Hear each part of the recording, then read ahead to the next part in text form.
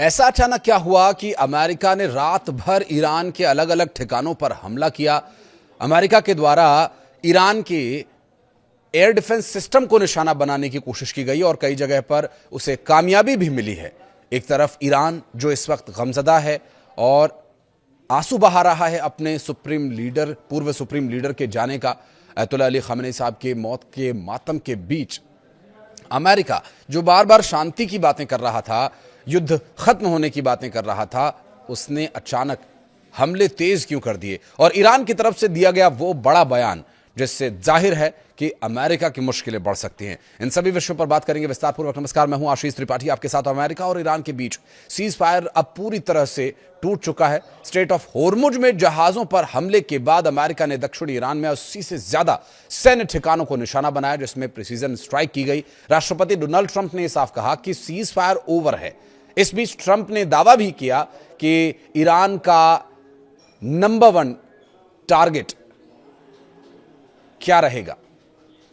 दरअसल ये America Iran के बीच सीज फायर की जो डोर आखिरकार टूट गई है, जिसमें स्ट्रेट ऑफ होर्मुज में कमर्शियल जहाजों पर हमले के बाद अमेरिका ने ईरान के खिलाफ एक बड़ी सैन्य कार्रवाई की है और राष्ट्रपति डोनाल्ड ट्रंप ने साफ शब्दों में कहा कि अमेरिका ईरान के बीच सीज फायर अब खत्म हो चुका है। ऐसी नौबत क्यों आई, क्या वजह इसके पीछे अब तक मानी जाए? दरअसल ईरान की तरफ से जो कार्रवाई की गई, उस कार्रवाई के बाद ये एक तरह का पलटवार किया गया है और इस पलटवार से काफ़ी कुछ स्पष्ट हो जाता है कि अमेरिका चाहता क्या है।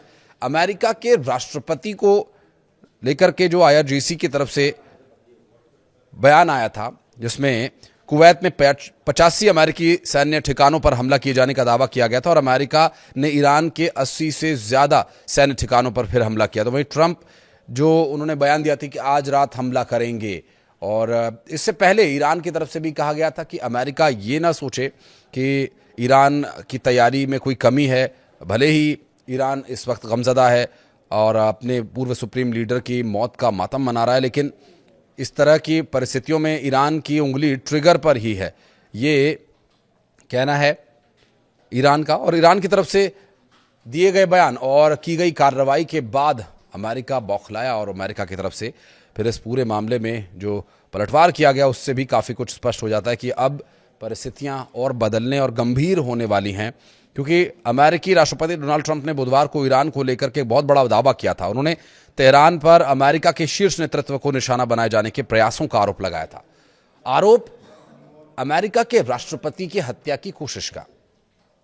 और अगर ईरान में इस तरह की साजिश चल भी रही है या ईरान में इस तरह की कोशिशें की भी जा रही हैं, तो जाहिर है अगर ईरान के सुप्रीम लीडर को अमेरिका हमला करके शहीद कर देता है, तो क्या ईरान में इस तरह के विचार नहीं पनपने चाहिए? क्या ईरान को अपने देश की रक्षा के लिए अपने डिफेंस में कदम उठाने का हक नहीं है? इस बारे में अमेरिका को इतनी चिंता क्यों होती है, ये बार बार सवालों में आता ही है। दरअसल चेतावनी ये दी गई थी कि अगर ईरान ने अंतर्राष्ट्रीय शिपिंग को निशाना बनाना जारी रखा तो अमेरिका पहले से कहीं ज्यादा सख्त जवाब देगा। अमेरिकी अधिकारी के मुताबिक बुधवार गुरुवार को रात भर चली नई कार्रवाई में जो अभी चल रही है, अमेरिकी नौसेना और जमीनी बलों ने मिलकर के दक्षिणी ईरान के क्षेत्रों पर हमला किया और इस दौरान मिसाइल सिस्टम, ड्रोन ठिकानों और स्ट्रेट ऑफ होर्मुज के आसपास मौजूद उन सैन्य ठिकानों को निशाना बनाया गया जिन्हें अमेरिकी सेना और अंतर्राष्ट्रीय समुद्री व्यापार के लिए खतरा माना जा रहा है। दरअसल अधिकारियों का यह कहना है कि हालात अब भी बेहद डायनेमिक हैं और आगे भी सैन्य कार्रवाई की संभावनाएं बनी हुई हैं। तो फिर काहे का युद्ध विराम और काहे के युद्ध रोके जाने के दावे? अमेरिकी सेंट्रल कमांड सेंटकॉम ने भी इस बात की पुष्टि की है कि उसने अतिरिक्त स्ट्राइक शुरू कर दी। दरअसल अमेरिका की तरफ से 20 समुद्री जंगी बेड़े भेजे गए हैं, युद्धपोत जिन्हें कहते हैं, जिन पर कि विमानों की टेक ऑफ और लैंडिंग भी हो रही है और पूरी तरह से लगभग 20 किलो में तब्दील ये युद्धपोत भेजे जाने का दावा भी किया जा रहा है, जिनका मकसद स्ट्रेट ऑफ होर्मुज में नौवहन की आज़ादी को खतरा पहुंचाने की ईरान की तथाकथित क्षमता को और कमजोर करना है। यह दुनिया के सबसे व्यस्त तेल शिपिंग मार्गों में से एक माना जाता है। और सीज फायर टूटने की अगर हालिया घटनाओं की बात करें, कुछ कारणों पर अगर नजर डालें, तो ताज़ा घटनाक्रम की शुरुआत तब हुई जब 6-7 जुलाई के दरमियान आसपास ईरान ने स्ट्रेट ऑफ होर्मुज में कम से कम 3 कमर्शियल जहाज़ों और टैंकर्स पर हमला किया। अमेरिका ने इसे सीज फायर का सीधा उल्लंघन माना और इसके जवाब में 7 जुलाई को अमेरिकी सेंट्रल कमांड ने दक्षिणी ईरान में 80 से ज्यादा सैन्य ठिकानों पर प्रिसीजन स्ट्राइक की और 8 जुलाई को भी हमलों का नया दौर चला। इन हमलों में air defence system, coastal radars, anti ship missiles system और IRGC की फास्ट अटैक बोट्स और कमांड सेंटर जैसे सैन्य ठिकानों को निशाना बनाया गया। ईरान में कई जगह धमाकों की भी खबरें सुनी गई, जिसमें ईरानी सरकारी मीडिया के मुताबिक ये जानकारी दी गई कि इसमें बंदर अब्बास, कोनारक और चाबहार के साथ साथ दक्षिण तटीय इलाकों में भी धमाकों की आवाजें सुनी गई हैं। अमेरिका का यह कहना है कि इन हमलों का उद्देश्य स्ट्रेट ऑफ हॉर्मुज में अंतर्राष्ट्रीय जहाजों की आवाजाही को सुरक्षित बनाना है। हमलों में सुरक्षा की बात समझ में नहीं आता। ये बात कि एक तरफ आप हमले की बात करते हैं और दूसरी तरफ सुरक्षा को सुनिश्चित करने की। क्या आप हमला करेंगे तो ईरान शांत बैठा रहेगा? इससे और अशांति फैलेगी। ईरान की सैन्य क्षमता को कमजोर करना ही उनका मकसद है। दरअसल ईरान के दिवंगत सर्वोच्च नेता रहे अयतुल्लाह अली खामेनी साहब की अंतिम यात्रा के तहत इराक के पवित्र शहर करबला में बड़ी संख्या में लोग श्रद्धांजलि देने के लिए पहुंच रहे हैं और अंतिम संस्कार की यह प्रक्रिया लगभग 1 सप्ताह तक चलने वाली है। और आपको बता दें कि अंतिम संस्कार होना है और स्थानीय जो मीडिया की तस्वीरें, जिसमें करबला स्थित अल अब्बास दरगाह पर बड़ी संख्या में शोकाकुल लोग पहुंचे हुए हैं, ताबूत को कंधे पर उठाए हुए दिखाई दिए हैं श्रद्धांजलि देने के लिए। उमड़ी भारी भीड़ के बीच अंतिम दर्शन का कार्यक्रम देर रात तक चलता रहा। और बताया यह भी जा रहा कि अयतुल्लाह अली खामेनी साहब का जो पार्थिव शरीर बुधवार को इराक के करबला ले जाया गया था, 1 सप्ताह तक चलने वाले इस अंतिम संस्कार कार्यक्रम के तहत ईरान के 3 शहरों और इराक के 2 पवित्र धार्मिक स्थलों पर श्रद्धांजलि सभा भी हुई, श्रद्धांजलि दी गई। इसके बाद गुरुवार को उन्हें उनके गृहनगर मशहद में सुपुर्दे खाक किया जाना है, जिसमें अभी कुछ समय है, ये वीडियो जब तक हम बना रहे हैं तब तक। और ईरान की संसद के अध्यक्ष मोहम्मद बागिर गालिबाफ ने अमेरिका को कड़ी चेतावनी देते हुए कहा कि अब धमकाने और वादा खिलाफी की कीमत चुकानी होगी। उन्होंने ये साफ कर दिया कि यदि अमेरिका हमला करेगा, जो उसने किया भी, तो जवाब दिया जाएगा। तो जाहिर है ईरान भी अब तैयारी में है कि इसका करारा जवाब दिया जाए। और इस सवाल और जवाब के सिलसिले का अगर दौर शुरू होता है तो फिर से तेल का संकट लगभग आधी दुनिया, और या यूं कहें कि पूरी दुनिया पर तो भी गलत नहीं होगा, छा सकता है। गालिबाफ ने सोशल मीडिया एक्स पर लिखा कि स्पष्ट सुन लीजिए, अगर हमला करेंगे तो जवाबी हमला भी झेलना होगा।